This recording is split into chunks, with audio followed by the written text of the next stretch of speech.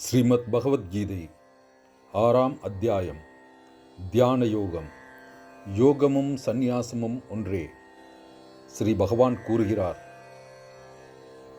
கர்ம பலனை சாராது செய்ய வேண்டிய கர்மத்தை செய்பவனே சந்நியாசி, அவனே யோகி. அக்னிஹோத்திரத்தை நிறுத்தியவனும் கர்மத்தை விட்டவனும் சந்நியாசி ஆகான்.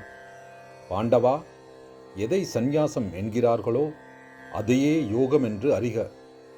ஏனென்றால் சங்கற்பத்தை துறவாதவன் யோகி ஆவதில்லை. தியான யோகத்தில் முன்னேற விரும்பும் முனிவனுக்கு கர்மம் உபாயமாகிறது. சித்தி அடைந்தவனுக்கோ செயலற்று இருப்பது உபாயமாகிறது. எப்பொழுது ஒருவன் விஷயங்களில் பற்றற்று கர்மத்தில் கருத்து வைக்காது எண்ணங்களை விட்டொழிக்கிறானோ அப்பொழுதுதான் அவன் யோகாருடன் எனப்படுகிறான். தன்னை தானே உயர்த்திக் கொள்க, தன்னை இழிவுறுத்தலாகாது. ஏனென்றால் தானே தனக்கு நண்பன், தானே தனக்கு பகை. தன்னைத்தான் வென்றவனுக்கு தானே உறவினன். ஆனால் தன்னை வெல்லாத ஆத்மா தனக்கே பகைவன் போல பகைமையாகும். தன்னை வென்று மனம் தெளிந்தவனுக்கு குளிர் வெப்பங்களிலும் இன்ப துன்பங்களிலும் அங்கனமே புகழ்ச்சி இகழ்ச்சிகளிலும் பரமாத்ம தரிசனம் நிலைத்திருக்கும். ஞான விஞ்ஞானத்தில் திருப்தியடைந்த மனம் சலியாத புலன்களை வென்ற மண் கல் பொன்னை சமனாக கருதுகின்ற யோகியானவன் சமாதியில் உறுதி பெற்றவன் எனப்படுகின்றான். நல்ல மின்னமுடையவர், நண்பர், பகைவர், உதாசீனர், மத்தியஸ்தர், வெறுப்பவர், சுற்றத்தார், சத்புருஷர், பாவிகள் ஆகிய இவர்கள் எல்லோரிடத்தும் ஒரே மனம் உடையவன் மேலோன். யோகி யாருக்கும் தென்படாது தனியனாயிருந்து கொண்டு உள்ளத்தையும் உடலையும் அடக்கி ஆசை அகற்றி உடைமைப் பொருள் இல்லாதவனாய் யாண்டும் மனதை ஒடுக்க வேண்டும். சுத்தமான இடத்தில் உறுதியானதும் அதிக உயரமில்லாததும் மிக தாழ்வு இல்லாததும் துணி மான் தோல் தர்ப்பை இவைகளை உடையதுமாகிய ஆசனத்தை நன்கு அமைத்து கொண்டு அங்கு ஆசனத்தில் அமர்ந்து மனதை ஒருமுகப்படுத்தி மனம் இந்திரியங்கள் இவைகளின் செயலை அடக்கி சித்த சுத்தியின் பொருட்டு யோகம் பயிலுக.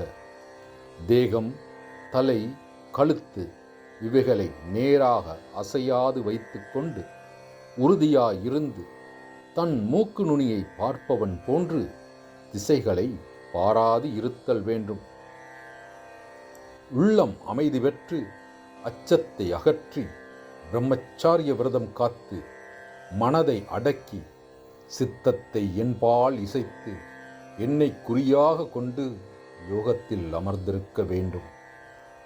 இவ்வாறு யாண்டும் மனதை தியானத்தில் நிறுத்தி உள்ளத்தை அடக்கிய யோகி என்னிடத்திலுள்ள முக்தியிலே முற்று பெறுகிற சாந்தி எய்துகிறான்.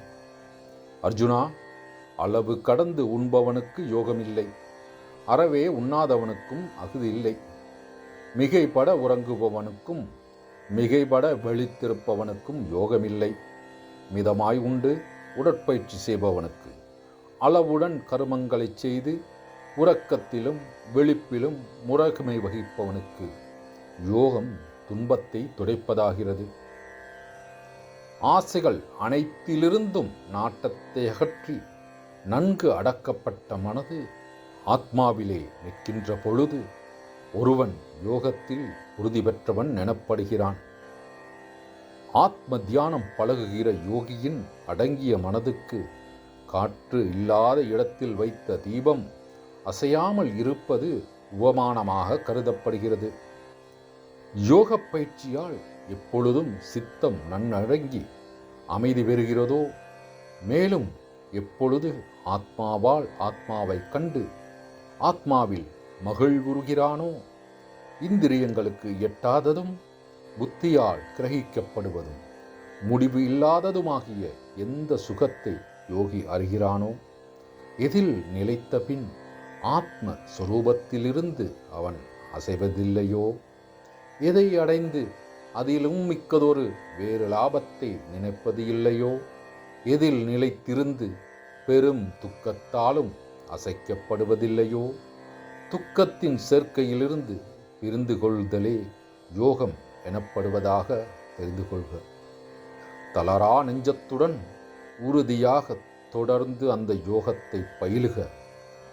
சங்கற்பத்தில் பிறந்த ஆசைகள் அனைத்தையும் மிச்சமர துறந்துவிட்டு உள்ளத்தால் எல்லா பக்கங்களிலிருந்தும் இந்திரிய கூட்டத்தை நன்கு அடக்கிக் கொண்டு உறுதியான அறிவினாலும் ஆத்மாவின் கண் நிலைநாற்றப் பெற்ற மனதாலும் சிறிது சிறிதாக அமைதி பெறுக. வேறு ஒன்றையும் நினையாதிருந்திடுக. அலைவதும் நிலையற்றதுமாகிய மனது எந்த காரணத்தால் எதன் எதன் கண் திரிகிறதோ அதன் அதன் இடத்திலிருந்து மீட்டுவித்து ஆத்மாவின் வசத்துக்கு கொண்டு வருக. மிகச் சாந்தமான மனதையுடைய ரஜோகுணத்தில் வேகம் தணிந்த பாவமற்ற தானே பிரம்மமான யோகிக்கு பேரின்பம் அடுத்திடுகிறது. இங்ஙனம் மனதை ஆத்மாவில் சதா நிலைக்கச் செய்து பாவம் நீங்க பெற்ற யோகியானவன் பிரம்ம ஞானத்தில் பிறக்கும் பேரானந்தத்தை எளிதில் எய்துகிறான். யோகத்தில் உறுதி பெற்று எங்கும் சமதிருஷ்டியுடையவன் தன்னை எல்லா உயிர்களிடத்தும் எல்லா உயிர்களை தன்னிடத்தும் இருப்பதாக காண்கிறான். யார் என்னை எல்லாவற்றிலும் எல்லாவற்றை என்னிடத்திலும் காண்கிறானோ அவன் காட்சியிலிருந்து நான் மறைவதில்லை, அவனும் என் காட்சியிலிருந்து மறைவதில்லை. உள்ளது ஒன்றே என்று உறுதி கொண்டு எல்லா உயிர்களிடத்தும் இருக்கின்ற என்னை போற்றும் யோகி எப்பாங்கில் இருப்பினும் என்னிடத்தில் இருப்பவன் ஆகிறான். அர்ஜுனா, தன்னையே உவமையாக கொண்டு இன்பத்தையும் துன்பத்தையும் எங்கும் ஒப்பாக காண்பவன் பரம யோகி என கருதப்படுகிறான். அர்ஜுனன் கூறுகிறார், மதுசூதனா, சமமாக பார்த்தல் என்று தாம் புகட்டிய இந்த யோகமானது உறுதியாக நிலைத்திருக்கும் என்று அலைகின்ற என் மனதுக்கு தோன்றவில்லை. கிருஷ்ணா, மனம் அலையும் தன்மையது, திகைக்கச் செய்வது, வலிவுடையது, திடமுடையது. அதை அடக்குவது காற்றை அடக்குவது போன்று இயலாது என்று நான் நினைக்கிறேன். ஸ்ரீ பகவான் கூறுகிறார், தடந்தோளாய் மனம் கட்டுப்படாதது, அலையும் தன்மையது என்பதில் ஐயமில்லை. எனினும் குந்தியின் மைந்தா, அப்பியாசத்தாலும் வைராக்கியத்தாலும் அதை அடக்கலாம். மனதை அடக்காதவன் யோகம் அடையான் என்பது என் கருத்து. மனதை அடக்கி உபாயத்தால் முயல்பவனுக்கு அதை அடைய இயலும். அர்ஜுனன் கூறுகிறார், சிரத்தை உடையோனாயினும் முயற்சி குறைவதால் யோகத்திலிருந்து மனம் வலுவியவன் யோகம் நிறைவேறாது என்ன கதி அடைகிறான் கிருஷ்ணா? பெருந்தோளாய் பிரம்ம மார்க்கத்தில் மோகமடைந்தவன் பற்று கோடின்றி இரண்டிலிருந்தும் வலிவி சிதறடைந்த மேகம் போல அழிந்து போகிறான் அல்லவா? கிருஷ்ணா, எனது இந்த ஐயத்தை அறவே அறுக்கத் தகுந்தவர் நீரே. உம்மையன்றி இச்சந்தேகத்தை சிதைப்பவர் எவரும் இல்லர். ஸ்ரீ பகவான் கூறுகிறார், பார்த்தா, அவனுக்கு இம்மையிலோ மறுமையிலோ அழிவென்பது இல்லை. நலம் செய்வோன் எவனும் நலிவுறுதல் இல்லையப்பா. யோக பிரஷ்டன் புண்ணியம் செய்தவர் உலகங்களை அடைந்து அங்கு நெடிது வாழ்ந்திருந்து செல்வம் நிறைந்த புனிதவான் இல்லத்தில் பிறக்கிறான். அல்லது அறிவாளர்களாகிய யோகிகள் குலத்திலே பிறக்கிறான். இது போன்ற பிறவி இவ்வுலகில் பெறுவதற்கு அரியது. குருநந்தனா, இதில் முற்பிறப்பின் யோக சாதன அறிவை திரும்பவும் பெறுகிறான். மோட்சத்தின் பொருட்டு மேலும் அதிகமாக அவன் முயல்கிறான். தன் முயற்சியின்றி பூர்வ ஜன்ம அப்பியாச வேகத்தால் அவன் யோக சாதனத்தில் இழுக்கப்படுகிறான்.